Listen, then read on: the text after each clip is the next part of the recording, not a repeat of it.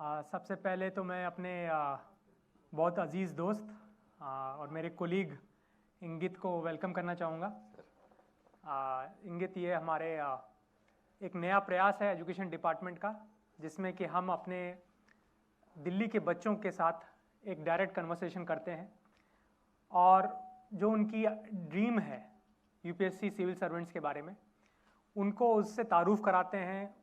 उनकी जो शंकाएं हैं या उनको लगता है कि किस तरह से यूपीएससी के बारे में तैयारी करें या बनने के बाद और बनने से पहले में जो डिफरेंस है वो बताना चाहते हैं। तो ऐसी बहुत सारी क्वेश्चंस जो हमारे दिल्ली के बच्चों के दिमाग में रहते हैं, उन सब को हम दूर करने के लिए एक हमारा दिल्ली सरकार का एक प्रयास है जो कि हमने पिछले महीने शुरू किया था। और पहले सत्र में मैंने सभी बच्चों से इंटरेक्ट किया था, लेकिन मुझे खुद यूपीएससी को पास किए हुए कुछ टाइम हो गया। तो और काफ़ी बच्चों की ये भी रिक्वेस्ट आई कि हम पुलिस अधिकारियों से मिलना चाहते हैं, जिनसे हम जान सकें कि पुलिस सेवा में किस तरह से हम कंट्रीब्यूट कर सकते हैं समाज को, देश को। आज आप यहाँ पर हैं और आपके आने का एक बहुत सुखद बैकग्राउंड आपकी मदर ने पिछली बार हमें दिया था। जैसा कि आप सबको मालूम होगा, कुछ लोगों को शायद जिसने पहले पिछली बार का हमारे कार्यक्रम देखा, इंगित की मदर एक गवर्नमेंट स्कूल में टीचर हैं, हमारे कालका जी स्कूल में टीचर हैं। और मैम खुद उपस्थित थी पिछली बार जब हम ये सत्र कर रहे थे, और मैम ने काफ़ी डिटेल तरीके से, काफ़ी पैशनेटली बताया था कि कैसे इंगित ने बहुत सारी डिफ़िकल्ट सर्कमस्टांसेस होने के बावजूद आईपीएस बनने को चुना और फिर वो आईपीएस बने। तो पहले तो मैं इंगित से जानना चाहूँगा, आप यहाँ पे आज हैं, कैसा लग रहा है आपको? सर बहुत अच्छा लग रहा है। एक्चुअली ज़्यादा टाइम, मुझे लगता है कि थोड़े टाइम पहले मैं उस तरफ बैठा करता था और इस तरह से दिग्गज अधिकारी आया करते थे, और मेरा भी एक टाइम पे सपना हुआ करता था कि ऐसे ही मैं भी एक दिन अधिकारी बनूं और इस तरह से इंटरव्यू दूं और इस तरह से बच्चों को प्रेरित कर सकूं बड़ा अधिकारी बनने के लिए। और पिछली बार आपकी मैम ने काफ़ी बढ़िया आपकी जर्नी के बारे में बताया। तो हमारे पास एक वीडियो भी है जिसमें हम दिखाना चाहेंगे कि इंगित की जर्नी कितनी बढ़िया और कितनी डिफरेंट रही है नॉर्मल एस्पिरेंट से। तो एक बार पहले वो वीडियो देखते हैं, फिर उसके बाद इसको आगे ले चलते हैं।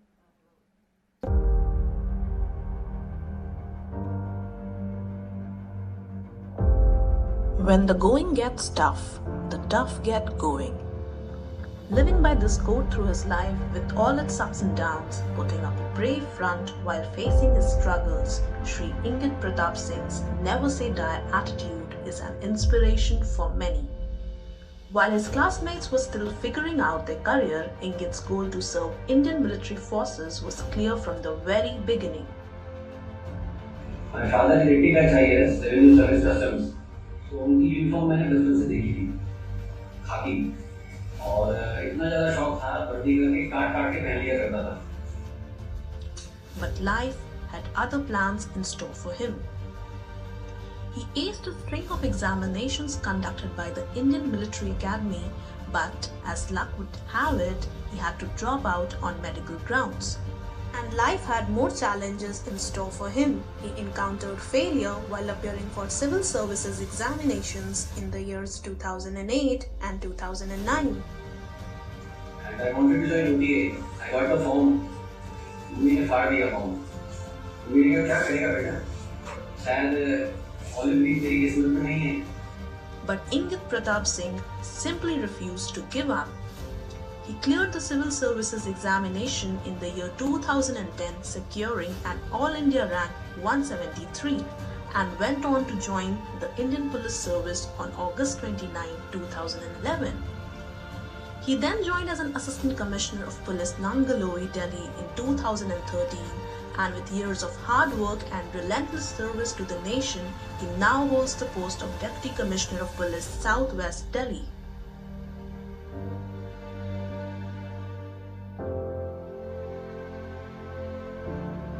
With his approach towards dealing with failures and overcoming them with courage and determination, Shri Ingit Pratap Singh is a role model for many of us today.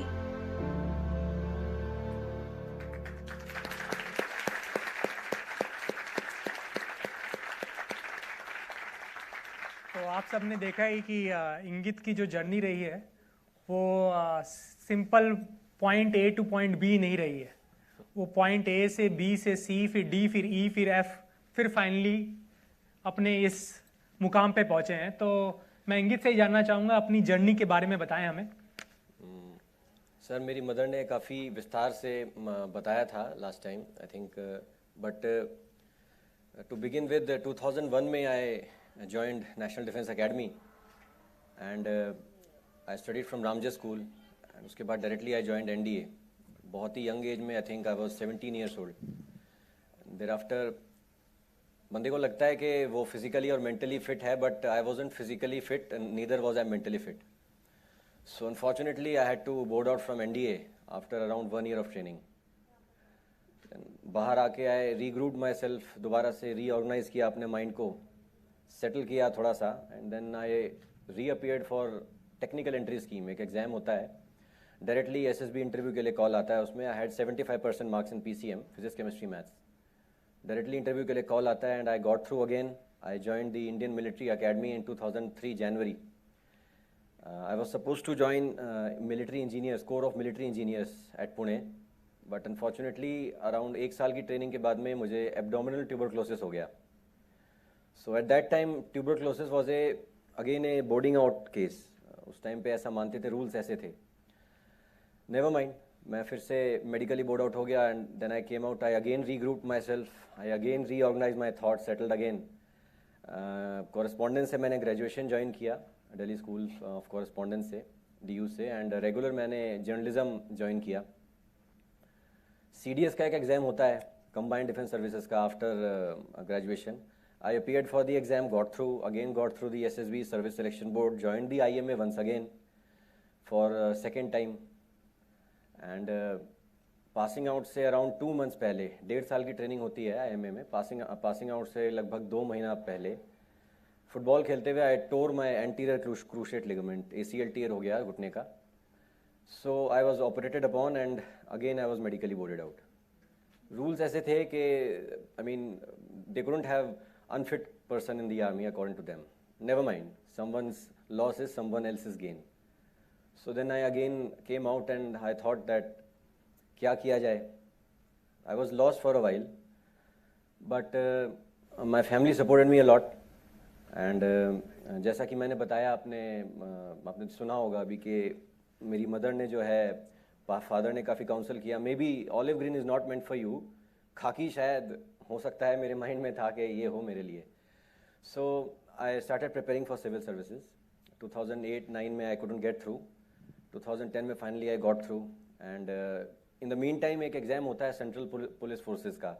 मैंने कहा एक प्रैक्टिस के लिए दे देते हैं, कॉम्पिटिटिव एग्ज़ाम है।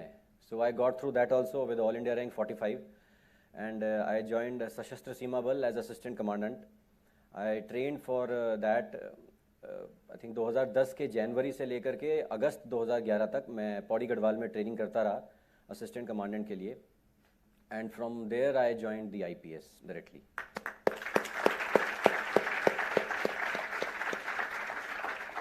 तो बच्चे जो यहाँ पे आज प्रेजेंट हैं और जो बच्चे हमें डिफरेंट सोशल प्लेटफॉर्म पे भी देख रहे हैं, आप सब ने ये जब सुना तो आपको कैसा लगा? कोई बच्चा बताना चाहेगा कि जैसे आपने देखा इंगित के साथ क्या क्या प्रॉब्लम्स आए, नेचुरल प्रॉब्लम्स आए, हेल्थ रिलेटेड प्रॉब्लम्स आई, 1 बार नहीं 2 बार नहीं 3-4 बार उनको अपने कोर्स को करेक्ट करना पड़ा। उन्होंने अपने लिए एक जॉब ढूंढा था, लेकिन जॉब में जाने के बाद कुछ ऐसा हो गया कि उनको वो जॉब छोड़ के फिर दूसरी जॉब में जाना पड़ा, फिर वो छोड़ के तीसरी में जाना पड़ा, परंतु उन्होंने कभी भी अपनी लगन नहीं छोड़ी। जैसा कि उन्होंने यहाँ पे भी बताया, पहले हमने वीडियो में भी देखा, उनके अंदर एक खाकी के लिए प्यार था। उस खाकी को पहनने की जो ललक थी उनको यहाँ तक लेके आई। तो इंगित, आपने अभी बताया भी कि अपनी फैमिली के बारे में कि फैमिली का सपोर्ट पूरी तरह से रहा। आप थोड़ा सा बताएं कि क्या फैमिली का किस तरह से फादर ने, मदर ने किस तरह से आपको मोटिवेट किया, आपकी जर्नी इतनी अप्स एंड डाउन्स वाली रही, तो कैसे आपने मोटिवेशन बनाए रखा? सर इसका उदाहरण मैं ऐसे दूंगा कि second time when I was medically boarded out of the army from IMA after the technical entry scheme, abdominal tuberculosis की वजह से मैं बोर्ड आउट हुआ था। उसके बाद में काफ़ी मैं डिसइल्यूजन सा हो गया था कि ये क्या हो रहा है मेरे साथ, क्यों हो रहा है। बट मेरे फादर जो हैं ही नेवर गेव अप, तो उन्होंने क्या किया, he kept on fighting and he got the rule changed. Parliament तक जा जा के कई बड़े बड़े नेताओं से, जनरल से मिल के he got the rule changed. Third time जब मैं IMA गया CDS एंट्री के थ्रू, तो उसमें मुझे फीवर हो गया था एक बार, तो मैं ऐसे ही 2-3 दिन के लिए हॉस्पिटल में भर्ती था। वहाँ पे एक gentleman cadet return from sick leave, तो मैंने उससे पूछा क्या हुआ था आपको, आप सिक लीव क्यों गए थे? ही सेड कि मुझे ट्यूबरक्लोसिस हुआ था। तो मैंने कहा आपको क्या मेडिकली बोर्ड आउट नहीं किया? तो ही सेड कि नहीं sir, I wasn't medically boarded out, rule change हो गया है। मैंने कहा रूल कैसे चेंज हो गया यार? देन ही सेड कि some gentleman cadet IP Singh got the rule changed.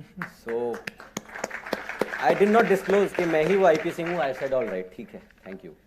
So this was one instance and during my preparation of civil services I used to have every day, I used to have breakfast with my mother and lunch with her, और उसके बाद में आके मैं अपना पढ़ाई करने लगता था। तो लंच और मेरा ब्रेकफास्ट मेरी मदर ही डिसाइड करती थी। It was a very pleasant experience. उसी में हमारी बातचीत हो जाती थी और वो अपने आप में एक रिजुविनेटिंग सा टाइम रहता था। I used to get more mentally focused for my studies. बहुत बढ़िया। अब इंगित UPSC पे आते हैं, तो आपने सीरियसली UPSC का प्रिपरेशन कब आपने सोचा कि अब मुझे आर्मी में नहीं जाके, आर्मी में डिफरेंट रीज़न से नहीं हो रहा है, तो अब जो है मुझे UPSC में पुलिस सर्विस को लेना है, पुलिस सर्विस की तरफ बढ़ना है? कब ये ख्याल आया आपको?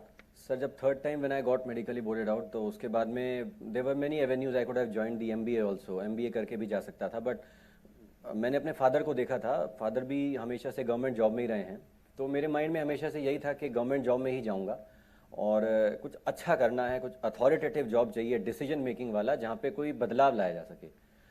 सो उसी के फिर मैंने सोचा कि civil services should be my forte, और मेहनत से मैं कभी नहीं घबराया। तो जो मेरी ट्रेनिंग अकेडमीज़ में हुई थी, इन वेरियस अकेडमीज़, तो मेहनत करना और कभी हार ना मानना उन्होंने इतना एंट्रेंच कर दिया था मेरे माइंड में, मेरे अंदर रिफ्लेक्स बन गया था। तो आई थॉट कि ये एग्ज़ाम भी पास हो जाएगा। सो वहाँ से फिर मैंने डिसाइड किया, फादर से मोटिवेशन लेके, उनकी खाकी से, क्योंकि he was in customs 80 batch, 1980 batch, right. तो उनकी वर्दी देख के और मैंने सोचा कि यही किया जाए। Very good. अच्छा, तो फिर आपने जब UPSC प्रिपरेशन की बात शुरू सोची, और क्योंकि UPSC प्रिपरेशन जो है वो NDA या CDS से काफ़ी डिफरेंट हो जाता है, इसमें सब्जेक्ट्स हो जाते हैं, तो क्या सोचा पहले कि कैसे लेंगे, कौन सा सब्जेक्ट लेंगे, किस तरह से आपने प्रिपरेशन शुरू की? सर मेरे फादर ने भी 80s में 1978-79 में एग्ज़ाम दिया था ये, तो उनके पास में हिस्ट्री था, and history was always one of my favourite subjects. एक तरह से लगता था कि कहानी सुन रहे हैं, बड़ा इंटरेस्टिंग लगता था, and you get to learn so much. And ऐसा भी कहा जाता है, those who learn from history they don't repeat history, they don't repeat mistakes. So सीखने को बहुत कुछ था, और मुझे स्टोरी सुनने का बहुत शौक था हमेशा से। तो हिस्ट्री, मैंने सोचा कि हिस्ट्री लिया जाएगा, और फादर का भी हिस्ट्री था, तो उससे अच्छा मुझे वो मिला कि फादर हैं, गाइडेंस अच्छी मिल जाएगी, तो वहाँ से मैंने सोचा कि हिस्ट्री में लूँगा। Very good. मैं चाहूँगा कुछ बच्चों की अगर कोई सवाल हैं इसके बारे में, इंगित से UPSC प्रिपरेशन के बारे में कोई अगर शंका है, पुलिस के बारे में कुछ पूछना है, तो आप please. Good afternoon sir, I am Khushi from SKV Pandara road school. और सर अभी लॉकडाउन की वजह से इतने सारे हम ऑनलाइन ही पूरा हो चुके हैं, सोशल मीडिया की इतना डिस्ट्रैक्शन है, तो UPSC क्रैक करने के लिए हम सोशल मीडिया से कैसे अपने आप को अलग रखें, उस डिस्ट्रैक्शन से कैसे बचें? खुशी नाम बताया आपने, बैठ जाइए। खुशी, आपका क्वेश्चन बहुत टेढ़ा है, और बिकॉज मेरे टाइम पे इतना सोशल मीडिया नहीं हुआ करता था। मतलब पुलिस को देख के इन्होंने पूछा है। हाँ जी जी। सो मेरे टाइम पे तो इतना सोशल मीडिया नहीं हुआ करता था। सिंपल सी बात है, एक बार आपने अगर ठान लिया है कि आपको कुछ करना है, तो लेफ्ट राइट सेंटर कुछ नहीं देखना होता। फिर फोकस, डिसिप्लिन, परसिवरेंस, हार्डवर्क, ये 4 मूल मंत्र होते हैं, बस उसी की पट्टी पे चलना होता है। आपने घोड़ा देखा है, घोड़े के ऐसे सर पे वो बांध देते हैं टांगे के आगे, तो बस उसको, ताकि फोकस रहे, आगे की सड़क ही नजर आ रही है, लेफ्ट राइट कुछ नजर ना आए। हैविंग सेड दैट, तैयारी के टाइम पे आपको थोड़ा सा वो खुलना पड़ेगा, क्योंकि उसमें आपको इन डेप्थ जाना पड़ता है, लेफ्ट राइट चीज़ें देखनी पड़ती हैं। मान लीजिए कोई एक छोटा सा सवाल पूछ लिया गया आपसे, कोई एक चीज़ का आपको डाउट है, say what is the chemical formula of neem, या नीम क्या है, तो आपको ये जानना बहुत ज़रूरी है नीम का केमिकल फार्मूला क्या है, कब आया था, कहाँ पे यूज़ आया था, इंडिया का किस कंट्री से उस पर डिस्प्यूट चल रहा है, so on and so fourth. आगे और पीछे की कहानी पूरी पता होनी चाहिए। सो जब आप डिसाइड कर लें कि आपको ये करना है, तब आप अपनी वो घोड़े की जो वो है वो पहन लीजिएगा, बट तैयारी करते टाइम थोड़ा थोड़ा खोलते रहिए उसको, ठीक है। और भी थे, यहाँ बच्चे थे।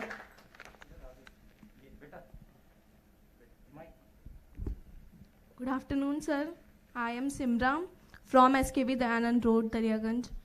सर मेरा आपसे एक क्वेश्चन है कि जैसे यूपीएससी की आपने जो तैयारी की उनमें आपके सब्जेक्ट्स क्या क्या थे, और आपने अपने आप को मोटिवेट कैसे रखा? जैसे आजकल बहुत ही ज़्यादा हार्ड बना दिया गया है यूपीएससी के एग्ज़ाम्स को, कि बहुत हार्ड होते हैं, सब कुछ होता है, तो आपने कैसे मोटिवेट किया अपने आप को, तो वो बता दीजिए। ऑप्शनल तो मैंने आपको बता दिए, एक तो हिस्ट्री था और दूसरा पब्लिक एडमिनिस्ट्रेशन था।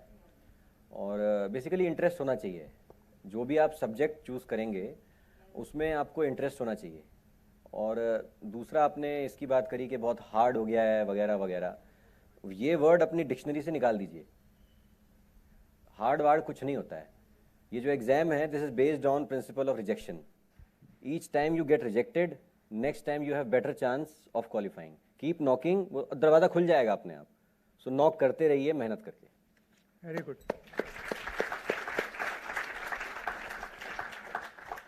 तो जैसा इंगित ने बताया अभी कि नॉक करते रहना है, और प्रिपरेशन जो इंगित ने पूरा अच्छे से बताया कि प्रिपरेशन, ये अगर ये टेस्ट या एग्ज़ाम हार्ड है तो हार्ड सबके लिए, ऐसा नहीं है कि सिर्फ आप ही के लिए हार्ड है। और ये एक कंपटीशन है, अगर ये टेस्ट या एग्ज़ाम हार्ड आपके लिए है तो उसके लिए भी उतना ही हार्ड रहेगा। तो everyone is at the same level. अच्छा इंगित, ये बताएं कि जैसे कि बहुत सारे और भी ऑप्शंस थे आपके पास, IAS, IPS, IRS, IFS, foreign, and आपके फादर खुद आईआरएस ऑफिसर्स थे, तो why did you choose IPS? Sir, with all due respect to all the services, मैं ये कहूँगा कि जो काम एसपी कर सकता है, कभी कभी वो डीएम नहीं कर सकता। इस बात से शायद आप भी वो करेंगे। तो यही मेरे माइंड में आया कि एकदम फ्रंटल ऑर्गेनाइजेशन होती है पुलिस की, जो एकदम विजिबल होती है। गवर्नमेंट का एकदम विजिबल हैंड होता है, गवर्नमेंट का एकदम विजिबल फेस होता है। First to go in, last to come out. मतलब कोई विपदा आने से पहले भी पुलिस, विपदा आने के बाद भी पुलिस, विपदा के दौरान भी पुलिस। आपने लॉकडाउन में देखा ही होगा। तो जो ये सेवा करने का जो वो था कि कुछ करना है, यहीं बैठ के सबसे ज़्यादा बदलाव मैंने सोचा यहीं बैठ के लाया जा सकता है सर, इसलिए मैंने पुलिस। Very good. तो यहाँ जितने बच्चे बैठे हैं, जब हम लोग स्कूल में जाते हैं और पूछते हैं तो काफ़ी बच्चे बोलते हैं कि हम आईपीएस बनना चाहते हैं। यहाँ कितने बच्चे हैं जो आईपीएस बनना चाहते हैं? और कितने बच्चे ऐसे हैं जो मूवी में आईपीएस का रोल देख के आईपीएस बनना चाहते हैं? तो इंगित इसी से कि मतलब जो मूवी में दिखाते हैं कि आईपीएस का एक रोल होता है, स्पेशली कुछ ऐसे मूवीज़ में जो ग्लोरीफाई करते हैं, उसमें और जो एक्चुअल आईपीएस की लाइफ में क्या आप समानता पाते हैं या डिफरेंट है, या आप बच्चों को क्या बताना चाहेंगे कि उसको देख के बनना चाहिए या क्या सोच के बनना चाहिए आईपीएस? जी, बॉलीवुड का जहाँ तक सवाल है, कुछ डायरेक्टर्स होते हैं जो काफ़ी अच्छी रिसर्च कर लेते हैं। I wouldn't like to name the directors or the movies, but there are many movies जो which are really good movies. एक मैं जब छोटा था मैंने सरफरोश देखी थी, तो उसमें आमिर खान वॉज देयर, और वो भी एक बड़ा मेरे लिए इंस्पिरेशनल सी मूवी थी कि उसको देख के मैं आईपीएस बनूं। तो ये तो नहीं है कि सारी मूवीज़ एकदम सही पोर्ट्रे करती हैं पुलिस को, और ऐसा भी नहीं है कि सारी मूवीज़ गलत पोर्ट्रे करती हैं, बट आपको पहले से पता होना चाहिए कि what is in store for you. मैं जब इस सर्विस में आया था तो क्योंकि थोड़ा फादर मेरे सर्विसेज में थे, थोड़ा सा मुझे पता था, एंड मैं आर्मी में भी जाना चाह रहा था, तो हल्का सा मुझे आइडिया था कि क्या होता है सर्विस में। और जो ये सिविल सर्विस का पूरा आपका जर्नी रहेगा एग्ज़ाम प्रिपरेशन का, ये आपसे इतनी मेहनत करवा देगा, this is just a trailer, ये सिर्फ एक ट्रेलर होता है। जब आप एक्चुअली ऑफिसर बनते हैं, मेहनत का सिर्फ फॉर्म चेंज हो जाता है, मेहनत वही रहती है।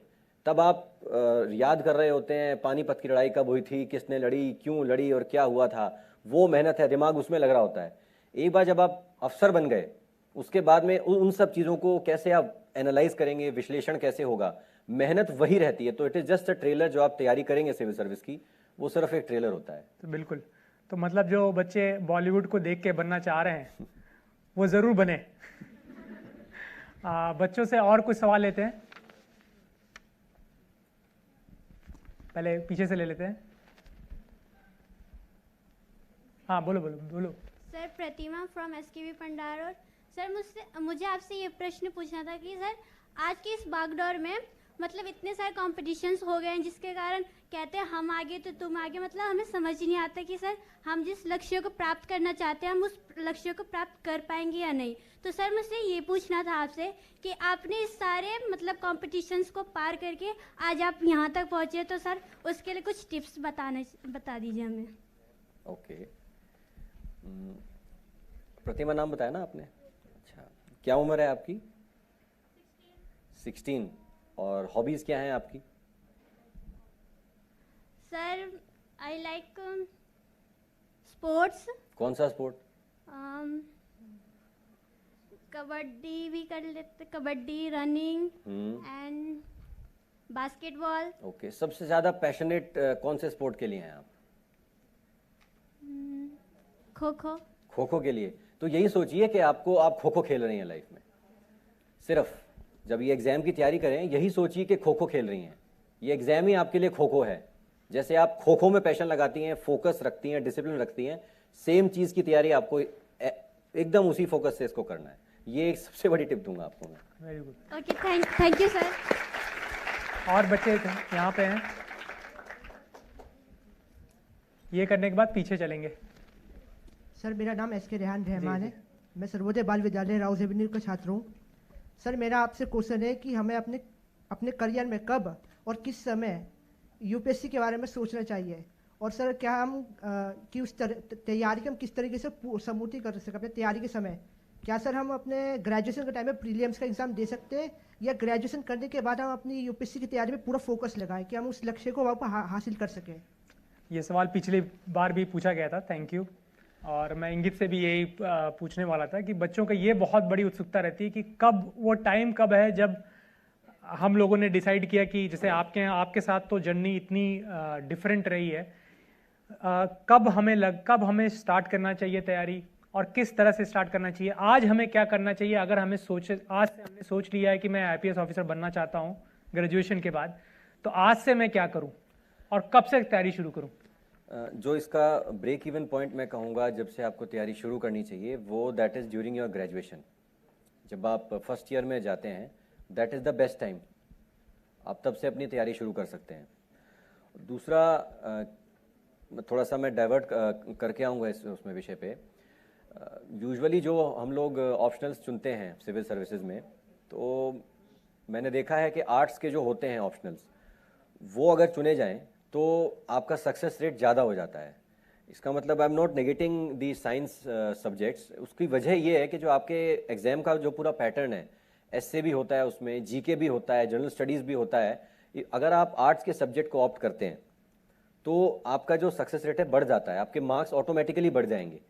तो जब आप ग्रेजुएशन अपनी स्टार्ट करेंगे, तो अगर आपको अपनी स्ट्रीम चेंज करनी है, आप वो भी कर सकते हैं। मान लीजिए आप साइंस स्ट्रीम से हैं और देर आफ्टर आपको अपनी स्ट्रीम चेंज करनी है, मैं ये कहूँगा वो आपके लिए बेटर रहेगा, तो आपके मार्क्स बेटर आते हैं। तो ग्रेजुएशन का जो टाइम है, that is the best time to start studying for this. और what was the second question? आज से हम क्या करें? अगर मैं आपको कोई वो बताऊं कि आपको अभी से क्या करना चाहिए। एक तो अखबार पढ़ना शुरू कर दीजिए, बहुत अच्छी बात है। और इसके अलावा जो जनरल अवेयरनेस है चीज़ों की, डेप्थ में जाना बहुत ज़रूरी है। जैसा कि मैंने पहले भी एक बच्ची को बताया था, सुपरफिशियल नॉलेज नहीं रखनी है कि who is the prime minister of the country, so and so, but उसके आगे पीछे भी आपको जानना है, कब बने प्रधानमंत्री, कहाँ से हैं, क्या क्या उनकी नीतियाँ हैं, समझ रहे हैं आप बात को? तो पूरा एक तरह का एक आपके पास में एक बर्ड्स आई व्यू होना चाहिए। एंड्स आई व्यू तो होना ही चाहिए। एंड्स आई व्यू मतलब जो चींटी देखती है नीचे से ऊपर, बर्ड्स आई व्यू जो ऊपर से देखा जाता है। तो आपके पास में एक पूरा टोटल ओवरऑल व्यू होना चाहिए, तभी आप इस एग्जाम को क्लियर कर पाएंगे। क्वेश्चंस का पैटर्न ही ऐसे होता है, बिकॉज समटाइम्स व्हाट हैपेंस कि आप तैयारी करके जाते हैं और यूपीएससी में सवाल ऐसा पूछा जाता है जहां पे आपने फुल स्टॉप लगाया होगा अपने नोट्स में, सवाल उसके आगे से आएगा। अक्सर ऐसा होता है, मैंने देखा है, मैंने 3 एग्जाम दिए हैं, तो पहले 2 बार तो मैं जब तैयारी करके गया तो मान लीजिए पॉइंट ए तक पढ़ के गया और उसके आगे का जो था वो मैं पढ़ के नहीं गया, तो उन्होंने पूछा ही वही। सो यू हैव टू, सवाल वहीं से आता है जहां आपने पढ़ा नहीं होता। तो ये बहुत जरूरी है। एक ओवरऑल आपके पास में पर्सपेक्टिव होना चाहिए, गो इन डेप्थ, पूरी इन डेप्थ एनालिसिस होना चाहिए आपके पास। Thank you. पीछे एक बच्ची ने हाथ उठाया था। Good afternoon sir, I am Tamanna from SKV Jama Masjid school. मैं आपसे ये पूछना चाहती हूँ, जैसे आपने स्टार्टिंग में बताया कि आपको 3 से 4 बार फेलियर का सामना करना पड़ा, तो उस टाइम हम अपने आप को बिल्ड कर लेते हैं कि नहीं हम दोबारा कर लेंगे, हमारा फैमिली हमारा सपोर्ट करती है कि नहीं आप कर लोगे, लेकिन जो सोसाइटी है वहाँ से सवाल आता है नहीं तुम नहीं कर पाओगे या लोग क्या कहेंगे, इस बात को आपने कैसे ओवरकम किया? तमन्ना देखिए ऐसा है, अगर आपने डिसाइड कर ही लिया है इस एग्ज़ाम के लिए ना, तो ये तो सोचिए मत कि लोग क्या कह रहे हैं। किशोर कुमार का एक पुराना गाना है, कुछ तो लोग कहेंगे लोगों का काम है कहना, ठीक है? तो आप एकदम उसको हटा दीजिए कि सोसाइटी क्या कहेगी और क्या है क्यों है। अल्टीमेटली आप जब अफसर बनेंगी आप उसी सोसाइटी के लिए काम करेंगी। Your action will speak louder than words. एक ना एक दिन आप बनी जाएंगी और सबकी जबान जो है चुप हो जाएगी। Thank you so much sir. और एक बच्ची थी पीछे। Sir I M Ruchita from school SKV Mata Sundari. Sir मेरा क्वेश्चन आपसे ये है कि सर आपने अपने आप को UPSC एग्ज़ाम के लिए एनर्जेटिक और कॉन्फिडेंट कैसे रखा, जिससे आपका पैशन कभी लो नहीं हुआ सर UPSC के लिए? Thank you. मैं जब 12th स्टैंडर्ड में था तो my weight was, in fact 10th standard में जब मैं था my weight was around 97 kgs, ठीक है? फिर जब मैंने ये डिसाइड किया, नहीं इस पे ताली नहीं बजानी थी, जो आगे आ रहा है ताली उस पे बजेगी। तो जब मैंने डिसाइड कर लिया कि मैंने आर्मी ज्वाइन करनी है, तो then I started preparing my self physically, running वगैरह शुरू करी। भाई जो जहाँ जा रहे हैं उसके लिए रेडी भी तो होने चाहिए। धीरे धीरे धीरे मैंने अपना वेट रिड्यूस किया। 12th स्टैंडर्ड तक एकदम जो बेसिक मापदंड होते हैं फौज के 64 किलो मैं वहाँ पे आ गया। तो ये जो 2 साल की जर्नी थी 10वीं और 12वीं के बीच की, जब मैंने डिसाइड कर लिया कि मुझे यहाँ जाना है, you see passion either you are born with it और यू आंट, ठीक है? और इसको इम्बाइब करना, इसको इनहेरिट करना बड़ा मुश्किल है। जैसे ही उस बच्ची को मैंने बताया कि खो खो के लिए वो बहुत पैशनेट है, तो आप ये सोच लीजिए आप किस चीज़ के लिए सबसे ज़्यादा पैशनेट हैं, बाकी सब चीज़ें अपने आप आ जाएंगी। और एक किताब में पढ़ा था पावर ऑफ सबकॉन्शियस माइंड के बारे में। आप सोचते रहिए कि आप एक दिन IPS बन जाएंगी या IAS बन जाएंगी। आप सोचते रहिए कि आप उस कुर्सी पे बैठी हैं और काम कर रही हैं, मैनेज कर रही हैं। Automatically the universe will start delivering for you. सो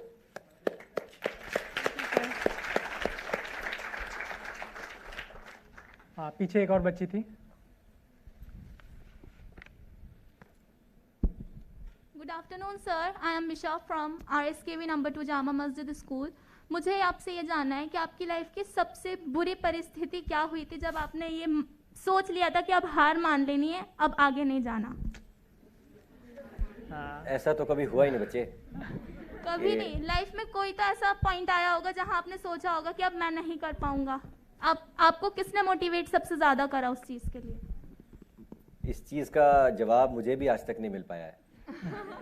मैं आपको फैक्ट बता रहा हूँ, कई लोगों ने मुझसे पूछा है कि कैसे मोटिवेटेड रखा खुद को। मैं इस चीज़ का अभी तक जवाब खुद भी नहीं ढूंढ पाया हूँ, सॉरी। इसका मतलब है कि इंगित ने हर जो भी इनको डिफ़िकल्ट सिचुएशन ज़िंदगी ने दी है उसको उन्होंने बड़ी पॉजिटिव तरीके से लिया है। जैसा उन्होंने बता रहे थे ना कि नॉक करते रहें, हमेशा नॉक करते रहें। अगर एक दरवाज़ा नहीं खुला है तो दूसरे दरवाजे पे नॉक करते रहें। तो वो चीज़ इंगित की पर्सनालिटी से हम सबको सीखना चाहिए। इधर से कोई सवाल नहीं आ रहा, इधर से सब लोग पहले से बिल्कुल माइंड में तैयार हैं IPS के लिए। Sir I am Aman Jain from the RPV link road. Sir मेरा ये सवाल था कि आपने फिजिकल बॉडी को अपनी मेंटेन करने के लिए और ना स्टडी के बीच में कैसे बैलेंस बनाया था जब आप 11th-12th में थे? That's a good question. अच्छा सवाल है। स्कूल के लिए कितने बजे उठते हो बच्चे? Sir 7 AM। 7 AM उठते हो? 5 बजे उठना शुरू कर दो। यही किया था मैंने। 5 बजे उठता था और कभी रनिंग पे जाता था, कभी पुशअप्स कर लेता था, कभी सिटअप्स कर लेता था। तो बाकी ड्यूरिंग माई प्रिपरेशंस ऑल्सो ये जो है ये इसने मुझे हमेशा से सपोर्ट किया है मेरी प्रिपरेशन में, मेरी स्टडीज़ में। सुबह सुबह I don't know how much you guys believe in this, ब्रह्म काल होता है सुबह 4:30 से 5 के बीच में। उस टाइम पे उठ के कोई भी कार्य आप करेंगे तो संपन्न होगा, ऐसा शास्त्रों में लिखा है। मेरे पिताजी भी ऐसा ही बोलते हैं। तो अगर आप सुबह 4:30 बजे उठें, 5 बजे उठें, आपको जो करना है लाइफ में, अगर आप शुभारंभ उस समय करें, उस मुहूर्त में करें, तो प्रोबेबली यू विल सक्सीड। वैसे सही से बताओ, तुम 7 बजे उठते हो? अच्छा, तो कल से कौन सुबह ब्रह्म काल में उठने वाला है? वो हाथ उठाए।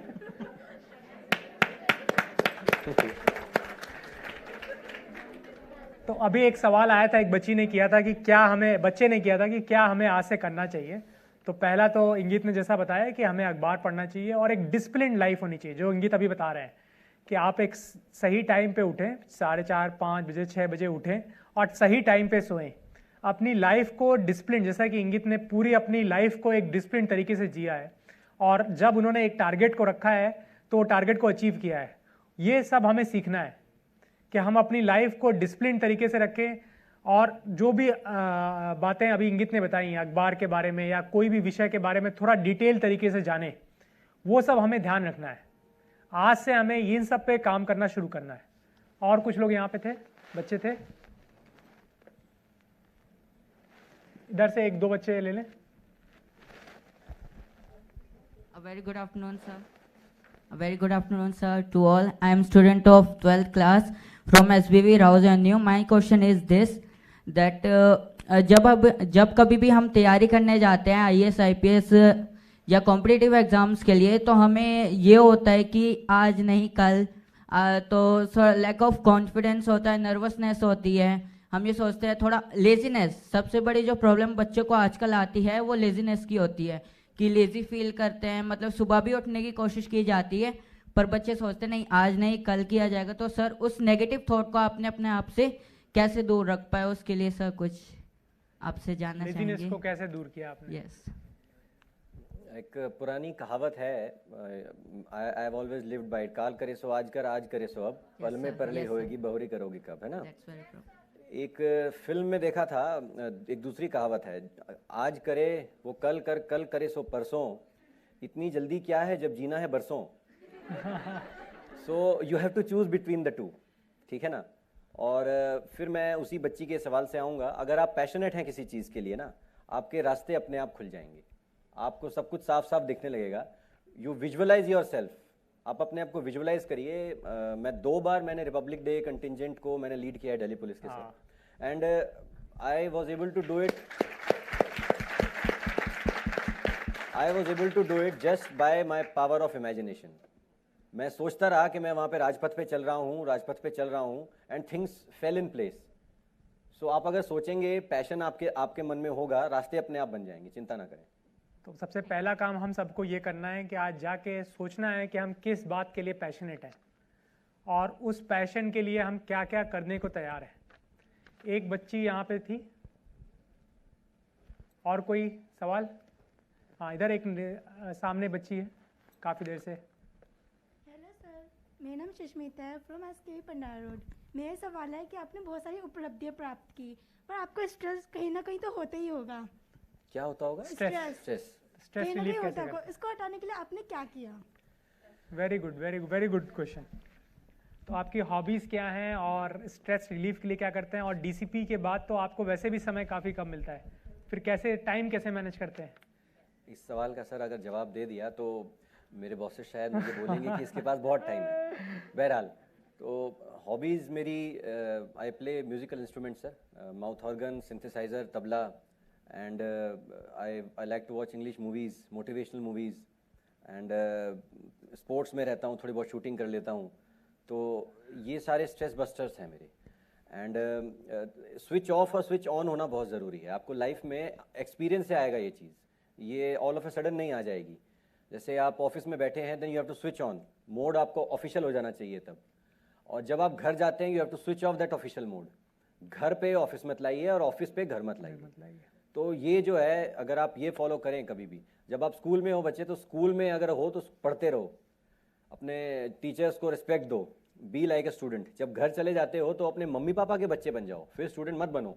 जब मैदान पे जाते हो तो वहाँ पे खिलाड़ी बन जाओ। तो जहाँ पे हो वैसा बिहेव करो, अपने आप स्ट्रेस नहीं होगा। Very good.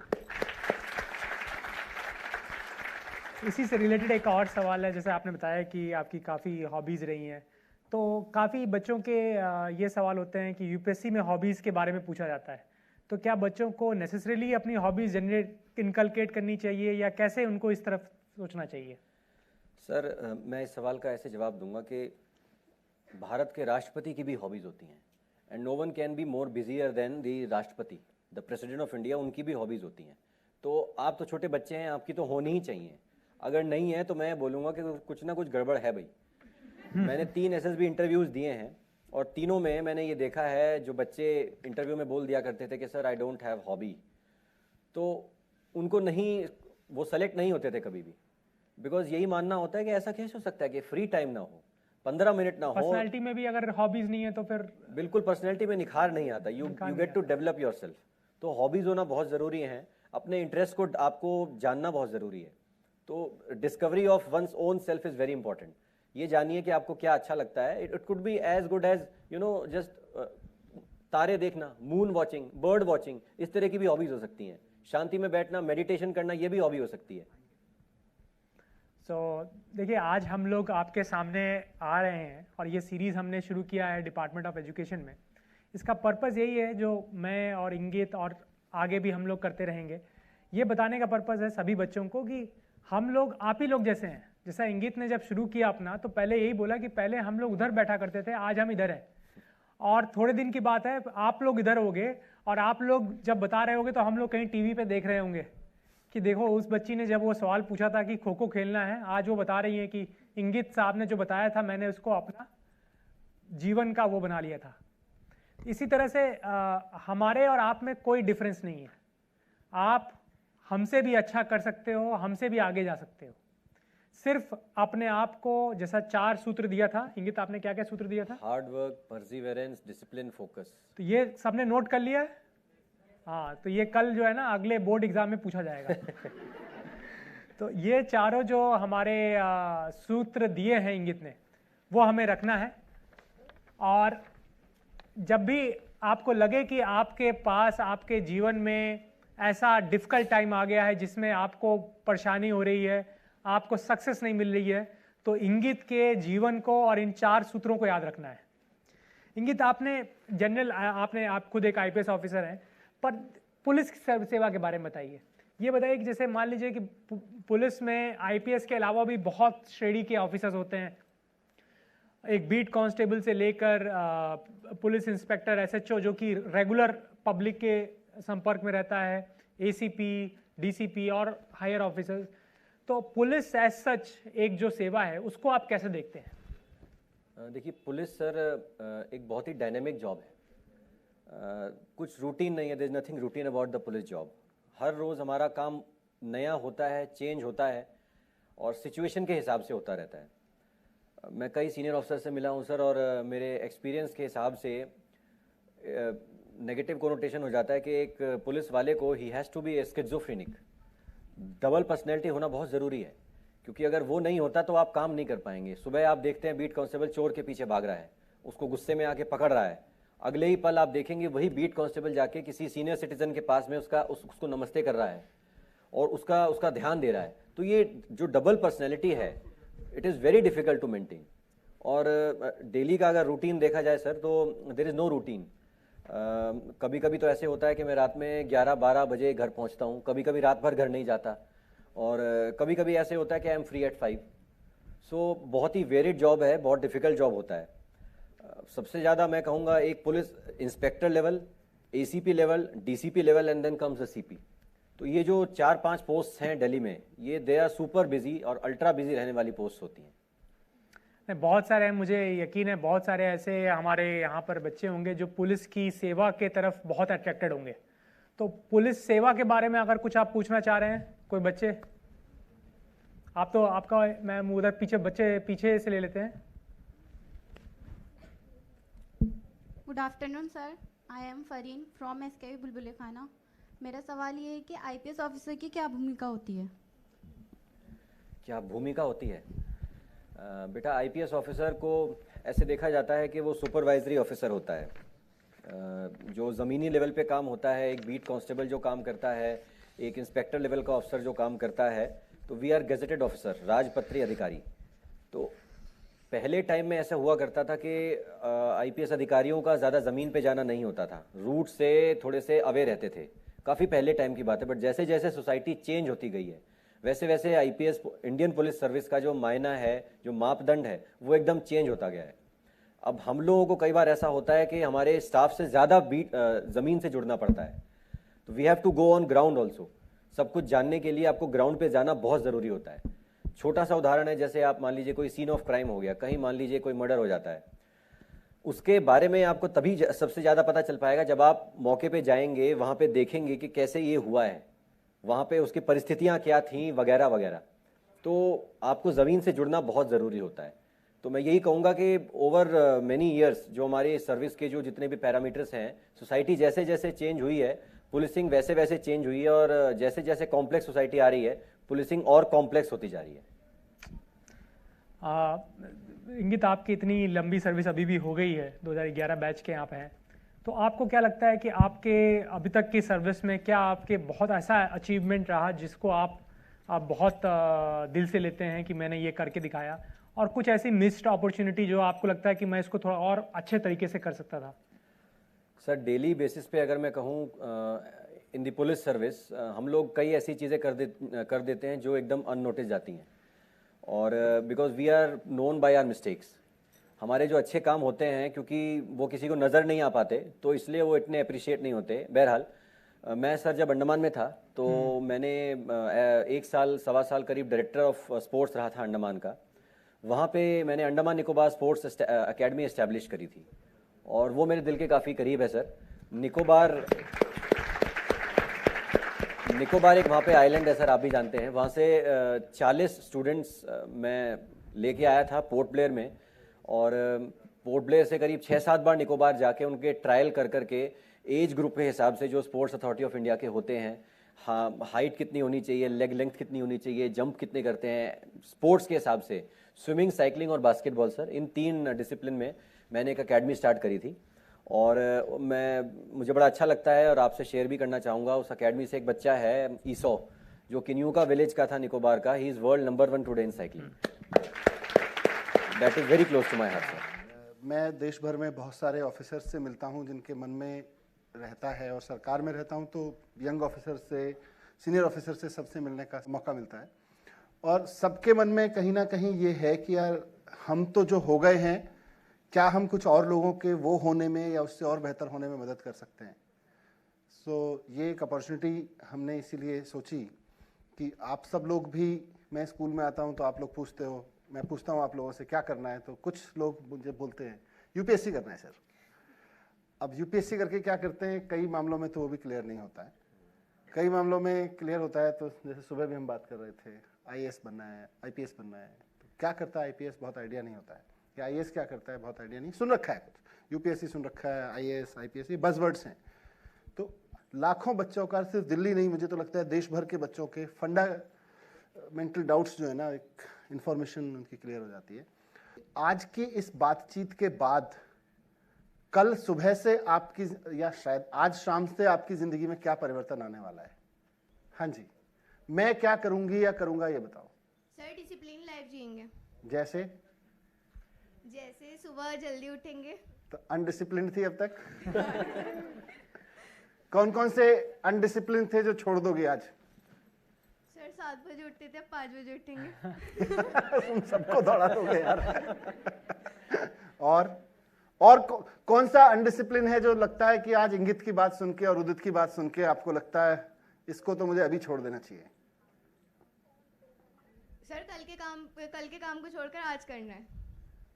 कल को छोड़ के मतलब जो काम कहते हैं ना कि कल करेंगे वो आज करना है। गुड। मैं ये चाह रहा हूँ, देखो एक पुलिस ऑफिसर को मैंने, हमारे डायरेक्टर साहब ने रिक्वेस्ट किया, यार अपनी ड्यूटी छोड़ के इधर आ जाओ, हमारे बच्चों से बात कर लो। कल को हम किसी और ऑफिसर से भी करेंगे, पर बच्चे ये तो बताएं भाई वहां से जहाँ ये भी इंपॉर्टेंट काम छोड़ के आ रहे हैं तो इनको भी लगे कुछ और इंपॉर्टेंट कर लिया है, नहीं? वरना इनको लगता है यार मनीष जी ने कह दिया, उदित जी ने कह दिया, आ तो गया रिश्तेदारी में निभाने, दोस्ती निभाने, लेकिन प्रॉब्लम ये हो रही है कि यहाँ टाइम वेस्ट हो गया। तो इनको आज ये जाएं तो इनको टाइम वेस्ट नहीं लगना चाहिए, इनको पता चलना चाहिए कि 1 घंटे के एक कन्वर्सेशन से एक ऑफिसर बच्चों के अंदर क्या डाल के जा रहा है, और वो कॉन्क्रीट बताइए मुझे, ये वेगनेस नहीं चाहिए कुछ करेंगे जी, वो कुछ नहीं होता फिर। हाँ जी, क्या नाम है आपका? सर मेरा नाम SK रेहान रहमान है। रहमान, तो रहमान भाई मुझे सिर्फ इतना बताओ कि कल से या आज शाम से रहमान की जिंदगी में कोई बदलाव आने वाला है क्या? सर हमें निरंतर अपने लक्ष्य को देखते रहना चाहिए कि हम किस चीज़ के लिए कर रहे हैं, क्यों कर रहे हैं, हमें आगे क्यों बनना है, हमें वो लगातार देखना चाहिए कि हम इस लक्ष्य को करें तो हम इसे फोकस ही रहे इसमें। गुड। Yes sir. हाँ जी सर, अपने निरंतर हमें अपना अनुभव लेते रहना चाहिए कि हम क्या सीख रहे हैं, हम टीचर से क्या सीख रहे हैं, हम कोई बुजुर्ग है या कोई बच्चे छोटे से भी सीखे तो हम सीखते रहे उसे, और अपनी लाइफ में उसको अपने अंदर ले उसको, उस अनुभव को। एक रिक्वेस्ट करूं आप लोगों से, ठीक है? जब जवाब दो तो मैं में देना, हम में मत देना। वो हम में क्या है ना, हम सबकी जिम्मेदारी ले लेते हैं, हम ऐसा किया करेंगे, फिर कोई नहीं करता, बोले मैंने तो सबके बारे में कहा था। अपने बारे में बताओ, नाम लेके कह सकते हो कि मैं मनीष सिसोदिया अब ये करूंगा, ये बताओगे तो मुझे समझ आएगा कि कुछ फायदा है।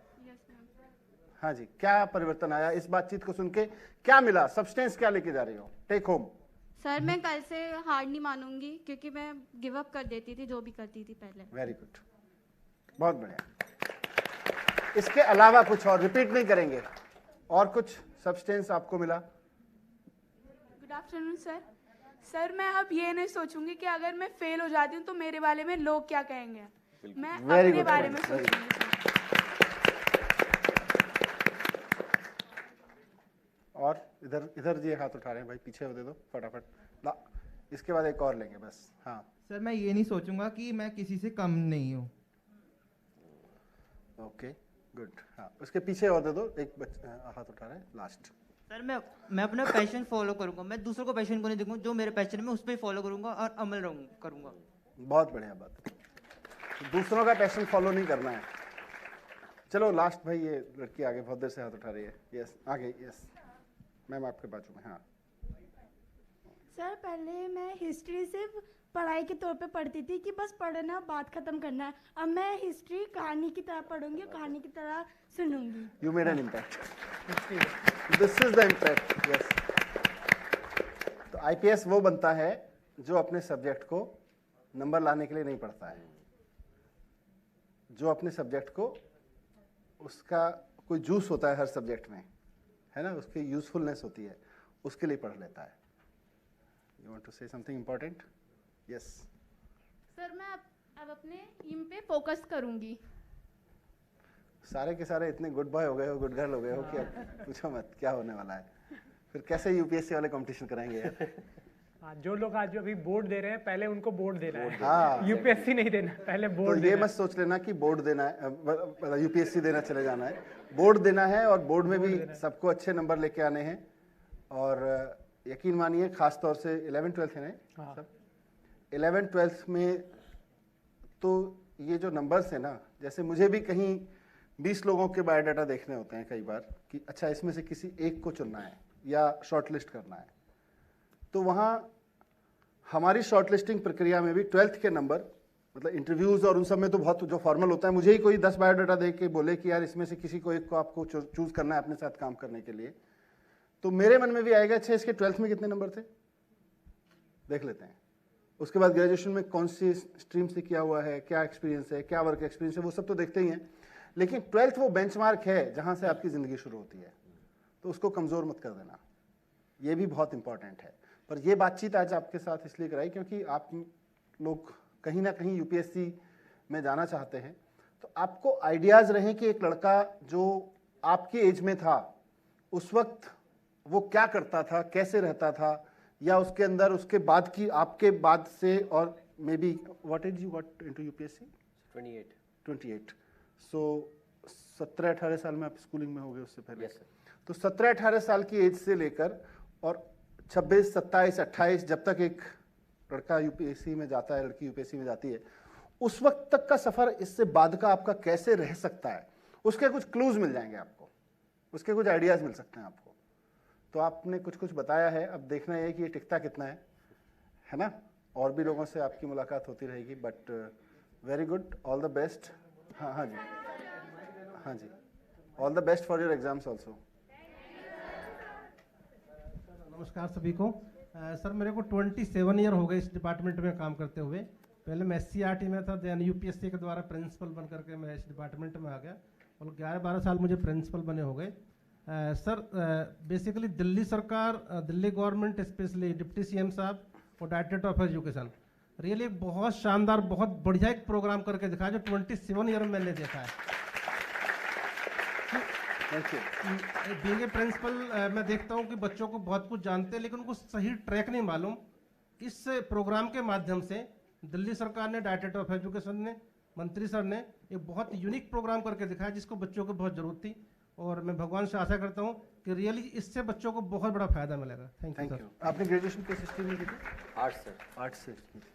देखिए एक चीज़ और बता देता हूँ कि मैं कोई सर्वे पढ़ रहा था थोड़े दिन पहले, वर्ल्ड वाइड कोई सर्वे था, बड़ा इंटरेस्टिंग डेटा था उसमें कि लगभग 70% लोग वो काम नहीं कर रहे हैं जिंदगी में जिसकी उन्होंने पढ़ाई की थी, है ना?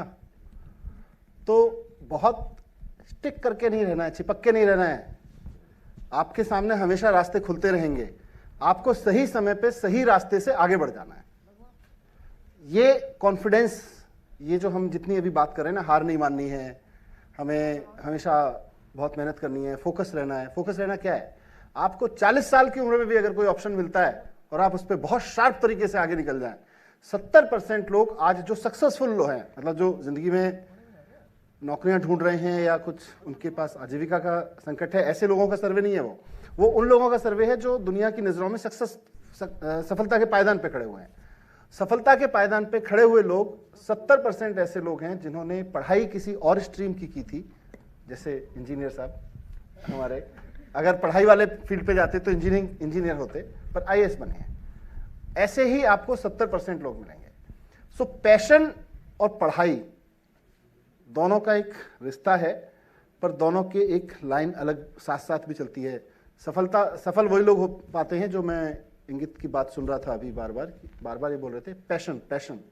तो अगर आपके अंदर पैशन नहीं है तो फिर कुछ नहीं है, आपकी सारी नॉलेज बेकार है, आपकी सारी स्किल्स बेकार हैं।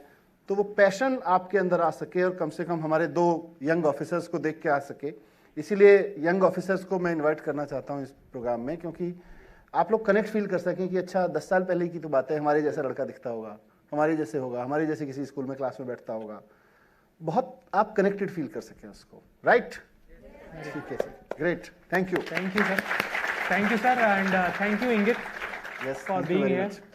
एंड जो आज जो भी हमने इंगित की लाइफ से सीखा है, उसकी जो जर्नी रही है उससे सीखा है। सबसे पहला हमें क्या करना है कि जो अभी हमारा बोर्ड आ रहा है, उस बोर्ड में हमें जमकर मेहनत करनी है। सब बच्चे हमारे बोर्ड में मेहनत कर रहे हैं? हाँ, और सारी जो बातें, जो सूत्र इंगित ने दिया है, वो सारा पहला हमें अपने बोर्ड के एग्ज़ाम में लगाना है, उसके बाद हमें इसको और आगे ले जाना है। थैंक यू इंगित, thank you sir. Thank you.